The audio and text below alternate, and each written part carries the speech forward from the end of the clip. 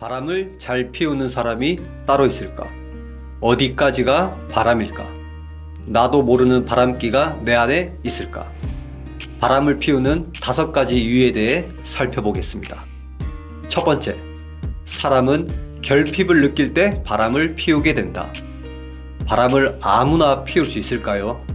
새로운 이성을 몰래 만난다는 것은 정신력, 경제력, 부지런함 같은 많은 에너지가 들어갑니다. 어떤 사람은 2집 살림부터 시작해서 3집 살림까지 하는 분도 있습니다. 이렇게 에너지를 가진 분들이 보통 바람을 피우는데 이 사람들을 움직이게 하는 에너지의 원천은 무엇일까요? 바로 결핍입니다.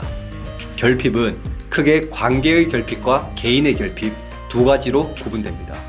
먼저 관계의 결핍에 대해 한국심리상담센터에서는 어린 시절 부모와 애착관계가 제대로 형성되지 않으면 결혼 후에 바람을 피울 확률이 높아진다라고 이야기했습니다. 어렸을 때 부모로부터 안정적인 사랑을 받지 못하거나 부모의 완벽주의적 성향으로 인해 남들과 비교당하면서 살아온 사람들은 성장 과정에서 발생한 그 외로움이 사라지지 않고 성인이 되었을 때도 자신의 마음을 따뜻하게 채워줄 수 있는 그런 사람들을 찾아서 지속적으로 관계를 맺는 것입니다. 이번에는 너야. 아니야. 사실 저 사람이었어. 라고 생각하며 계속해서 관계의 결핍을 느끼며 바람을 피게 되는 것입니다. 모든 사람이 다 그런 건 아니지만 그럴 가능성이 높다고 볼 수 있죠.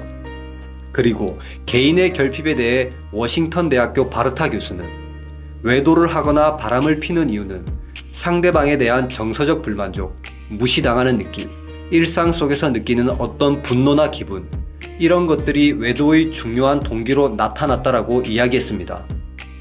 개인의 결핍과 관계의 결핍은 서로 연결이 되는데 예를 들면 어제 누구 만났어? 라고 묻자 넌 말해도 몰라. 이런 대화들이 관계의 결핍의 느낌을 가져오게 됩니다. 그래서 바람을 피는 대부분의 사람들은 의사소통에서 많은 어려움을 겪는 부부나 커플들이 주로 많습니다. 이렇게 서로 간의 의사소통이 관계를 유지시키는데 중요한 요소로 작용하고 있습니다. 여기서 살펴볼 것은 어떤 갈등이든 초기부터 시작된다는 것입니다. 그렇기 때문에 신혼 때 많이 싸우더라도 그것을 해결해가는 과정에서 의사소통을 하며 상대방을 배려하는 노력이 있다면 시간이 지나도 둘의 관계를 초기부터 단단하게 유지할 수 있습니다. 그러나 초기부터 관계의 기초가 튼튼하지 못한 상태로 출산을 하고 일을 하면서 살아간다면 언제든지 붕괴될 수 있는 위험을 안고 살아가는 것입니다. 그렇기 때문에 부부 사이의 관계 회복을 위해 기초적인 베이스를 잘 만들어가는 것이 중요하다고 볼 수 있습니다. 두 번째, 자신의 삶의 증명을 위해 바람을 피운다. 미국의 부부 상담 전문가 하빌 핸드리스 박사는 배우자가 자신의 상처를 해결해 줄 것이라고 믿었지만 예상대로 되지 않았을 때 실망하고 다른 상대를 찾아가는 과정이 불륜이라고 했습니다. 이렇게 부족함을 느끼고 새로운 삶을 찾는 시도를 할 때 중요하게 작용하는 요소가 성관계입니다. 왜냐하면 오래된 부부는 서로의 관계 자체가 고착되어 있는 경우가 많은데 새로운 이성과 바람을 피면서 성관계를 통해 스스로 살아있음을 느끼는 경우가 많습니다. 예를 들면 이 사람 앞에 있으면 남자가 되는 것 같아. 아니면 여자가 되는 것 같아. 이런 식으로 말이죠. 성관계가 단순한 행위 같지만 이것은 의식, 무의식적으로 자신을 무장해제하는 굉장한 행위입니다. 사람이 정신적으로 건강한가라는 것을 판단할 때 건강하게 성관계를 할 수 있는가가 중요합니다. 왜냐하면 성관계에서 느끼는 감정, 생각, 자신을 알아가는 것, 이런 것들이 심리적인 요소로 반영되어 있기 때문입니다.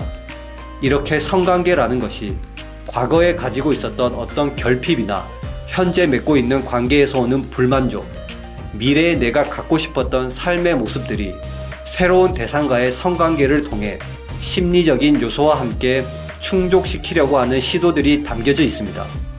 그렇기 때문에 단순히 성적 쾌락을 위해 바람을 피는 것이 아니라 일종의 자기 증명과 자기 확인의 과정이라고 볼 수 있는 것입니다. 세 번째, 금지된 행위가 바람을 끝내지 못하게 한다.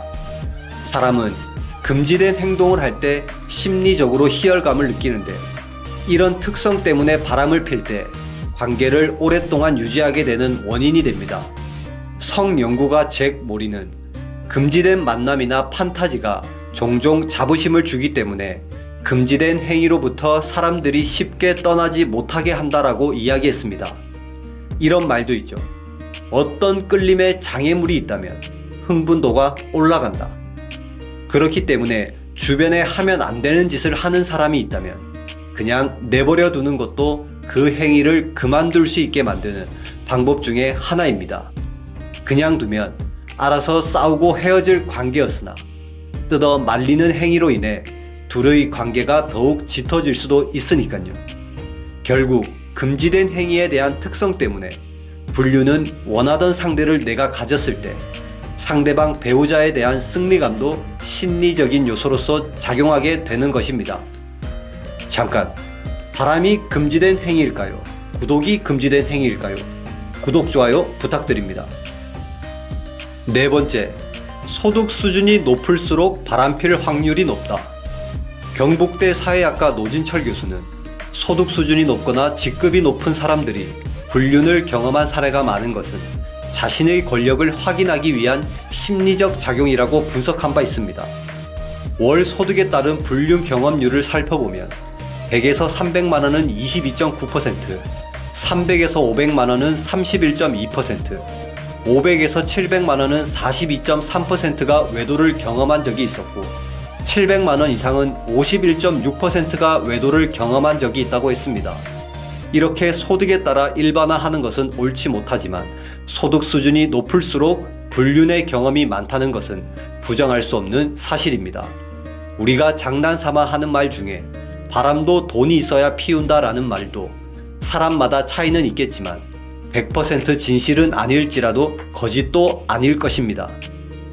다섯 번째, 정신적 외도도 바람이다.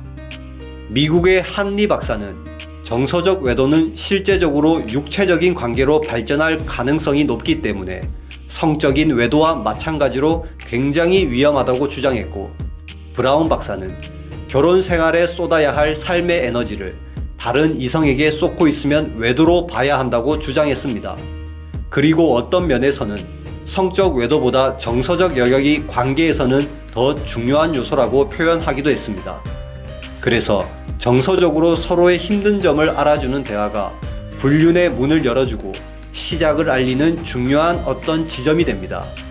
육체적 관계를 가지지 않았다고 하더라도 정서적으로 보고 싶다고 말을 하거나 좋아한다는 걸 서로가 확인하는 과정들은 육체적 관계가 없더라도 외도라고 볼 수 있는 것입니다. 지금까지 살펴본 것처럼 스스로의 결핍을 어떤 방식으로 채우는가에 따라서 지금 옆에 있는 사람과의 관계가 정립될 수 있습니다. 소중한 사람을 잃고 싶지 않다면 자기 자신을 한번 되돌아볼 필요가 있습니다.